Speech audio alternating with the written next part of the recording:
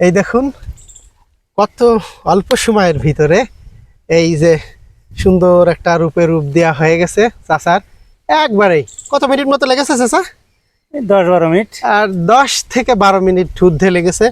আসসালামু আলাইকুম বন্ধুরা, আজকে আপনাদেরকে নিয়ে আসছি এমন একটা জায়গায় আমাদের গ্রামে, এটা আমাদের পুকুর পাড়। আর আজকে আমরা যেহেতু এখন শীতকালীন সময়, তো আমাদের যশোরের বিখ্যাত রস খেজুরের রস, তো এই খেজুরের রস কিভাবে আসে আর গাছিরা কিভাবে সর্বপ্রথম গাছটা উঠায়, সেই প্রসেসটা আজকে আপনাদের মাঝে দেখাবো। আর এই গাছ প্রসেসের জন্য আমার চাচা, এই যে আমার বিল্লাল চাচা। চাচা একা ভালো আছো? আলহামদুলিল্লাহ। আচ্ছা, তো এই গাছ প্রসেসিংই কিন্তু পুরোটা দেখাবে আমার চাচা আজকে কিভাবে গাছ উঠায়, আর চাচা দিনে কতটা গাছ তুলতে পারে, কতটা গাছ কাটে, আজকে চাচার সাথে আমরা গল্প করব। এবং এই কিভাবে গাছটা উঠায়, একটা জংলি গাছ কিভাবে একটা সুন্দর রূপে রূপান্তরিত হয়, সেই বিষয়টা আজকে আপনাদের মাঝে তুলে ধরবো। চাচা তাহলে এই তুমি শুরু করো, আমরা দেখি। এই দেখেন পুরো একটা জংলি গাছ, কিন্তু এখন কিন্তু চারিধারে কিন্তু জঙ্গল হয়ে পড়ে আছে, কিন্তু কিছু সময় পরেই কিন্তু এই গাছটা একটা সুন্দর রূপ নেবে এবং সেটা কিন্তু দেখতে চমৎকার লাগবে। দেখুন ধীরে ধীরে কিন্তু এক একটা গাছের, আমরা এটাকে খাদি বলি, দেখি চাচা এটা খাদি। এই খাদিতে কিন্তু প্রচুর কাটা থাকে, এই যে দেখুন এই কাটা। আর এই গাছ তোলা কিন্তু খুব কষ্টের একটা কাজ, অনেক সাবধানে এই কাজগুলো করতে হয়। চাচা এবছর কতটা গাছ তুলিস চাচা? আচ্ছা আচ্ছা, তো আজকে আজকে কি এটা প্রথম না আরো উঠানো হয়েছে? মাশাআল্লাহ মাশাআল্লাহ। আচ্ছা আচ্ছা, তো আজকে কয়টা উঠাইছো? আজকে আছে 22-23টা। ও 22-23টা গাছ কিন্তু অলরেডি চাচার তোলা হয়ে গেছে। এই গাছ উঠানোটা কিন্তু আমার কাছে খুব ভালো লাগে। আমরা যখন ছোট ছিলাম তখন কিন্তু আমরা যখন এই চাচারা গাছ উঠাইতো, তো আমরা বসে বসে এইগুলো দেখতাম। আর এই যে দেখুন, এটা হচ্ছে এই গাছ উঠানোর সময় আমরা এটাকে ফাতরা বলি নাকি চাচা? ফাতরা।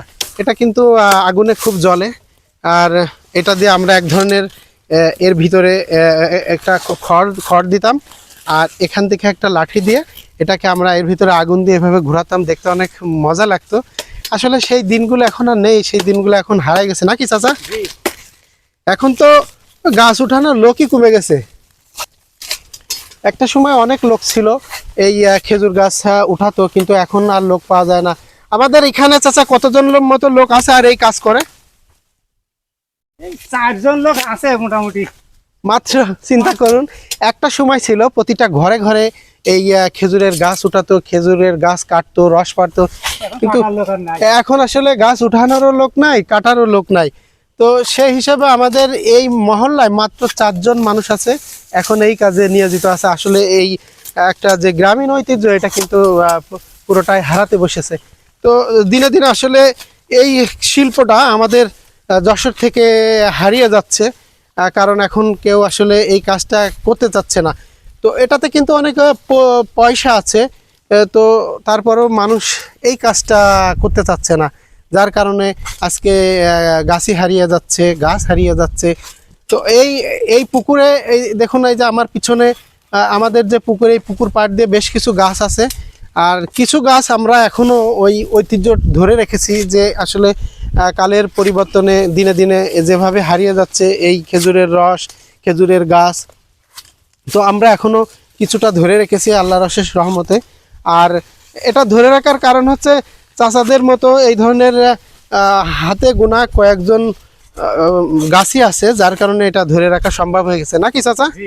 জি চাচা, তো এখন এই গাছ উঠাতে কত টাকা করে নাও এখন? 120 টাকা করে এক একটা গাছ উঠাতে। একটা গাছ চাচা, এটা কি ওই চাষ দেওয়া পর্যন্ত? হ্যাঁ, চাষ দেওয়া পর্যন্ত। আচ্ছা, এই গাছ উঠানোর পরে কিন্তু এই গাছটা আবার চাষ দিতে হয়, মানে গাছ উঠানোর কিছুদিন পরে আবার সুন্দর করে ওটা চাষ দেওয়ার পরে তারপরে এটাতে রস আসে। দেখুন কি জঙ্গল ছিল গাছটা, কিন্তু পর্যায়ক্রমে আস্তে আস্তে একটা সুন্দর রূপ নিতে যাচ্ছে। চাচা, এই গাছ উঠাতে কয়টা দা লাগে? 3টে দা হলে ভালো হয়। দেখুন কত কঠিন একটা কাজ, যে এই গাছটা আমার চাচা উঠাচ্ছে, কিন্তু এই গাছ উঠাতে কিন্তু 3 ধরনের দাও লাগে নাকি চাচা? জি। এটা আমি একটুখানি একটা দা দেখাই। এই যে দেখুন চাচা, একটু আস্তে আস্তে করো। এই দেখুন, এখানে আছে গাছি দা, এটাকে বলে গাছি দা। আর এখানে আছে গাছি কেটে দা। কেটো দা কোনটা চাচা? এই পুরোটা। এই আমার বাম হাতে এটা হচ্ছে কাইটো দা বলে, আর এইটাকে বলে গাছি দা।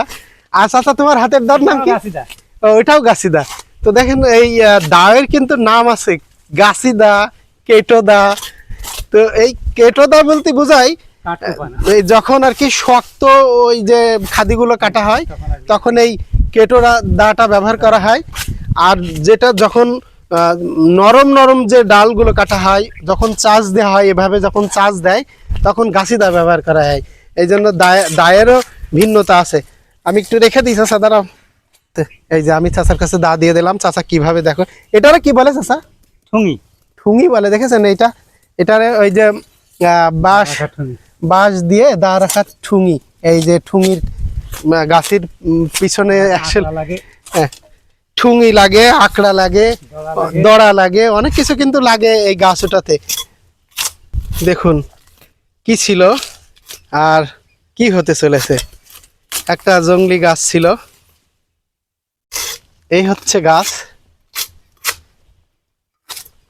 আর আমার চাচা অল্প সময়ের ভিতরেই দেখুন কত সুন্দর রূপে নিয়ে চলে আসছে।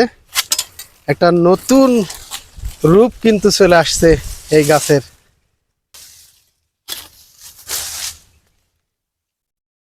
আগে কি ছিল আর এখন দেখুন কত চমৎকার লাগছে।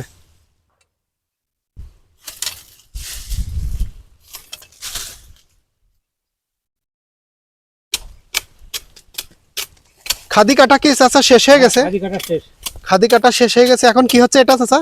এটা চাঁচতে হবে একটু হালকা। ও, এটা আজকে প্রথম দিনে অল্প শাস্তি হবে নাকি? আর একটু শুকাই গেলে তখন আবার শুকাই গেলে 6 দিন পরে আবার। ও, এই যে গাছটা আজকে 6 অথবা 7 দিন পরে চাঁচতে হবে। আচ্ছা, 6 থেকে 7 দিন পরে এই গাছটা কিন্তু আবার সুন্দর আর একটা রূপে রূপ দেওয়া হবে ইনশাল্লাহ। দেখুন কিভাবে কত অল্প সময়ের ভিতরে এই আমাদের এই যে গাছ উঠানো সম্পূর্ণ হয়ে যাচ্ছে। আমাদের বিশেষ করে যশোর জেলার বিখ্যাত খেজুরের রস, খেজুরের গুড়, এটা সারা বাংলাদেশে ব্যাপকভাবে এর চাহিদা আছে। এখন আমি যে দা দেখাইছিলাম, এখন চাচা এই সেই গাছি দা দিয়ে ওই দেখুন চাষ দিচ্ছে কিভাবে। প্রথমে খিলসার উপরের দিকে চাঁচতে হয়। আচ্ছা আচ্ছা, এটাকে বলে এই গাছটা তো এবার প্রথম উঠানো হলো না চাচা? জি। তো এই গাছটাকে কি বলে যে বললে? খিলসারা। যে যখন কোনো গাছ প্রথম উঠানো হয় তখন এটা আমাদের আঞ্চলিক ভাষায় বলা হয় খিলচারা। তো এটা যেহেতু এই বছরই প্রথম উঠানো হয়েছে, তো এটা আমার চাচা এবং আমাদের যে গাছই আছে তার ভাষায় আমাদেরকে জানালো যে এটা খিলচারা। তো দেখুন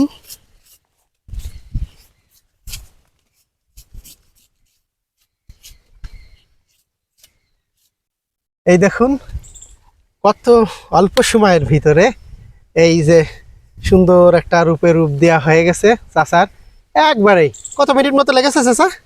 10-12 মিনিট। আর 10 থেকে 12 মিনিট ঊর্ধ্বে লেগেছে। একটা জংলি গাছকে সুন্দর রূপে রূপান্তরিত করেছে আমার চাচা। তাহলে কি আজকে গাছ তোলা শেষ চাচা? শেষ। আজকে শেষ। আজকে শেষ। তাহলে এটাই ছিল শেষ। আচ্ছা, আলহামদুলিল্লাহ চাচা, ঠিক আছে তাহলে ভালো থাকো চাচা। আলহামদুলিল্লাহ। আচ্ছা, আমি এবং আমার চাচা আমরা উভয়ে আজকে যে গাছ তোলা উঠানোর পর্ব ছিল আমরা এটা শেষ করে এখান থেকে বিদায় নিচ্ছি। সবাই ভালো থাকুন, ইনশাআল্লাহ দেখা হবে নতুন কোনো ব্লগে।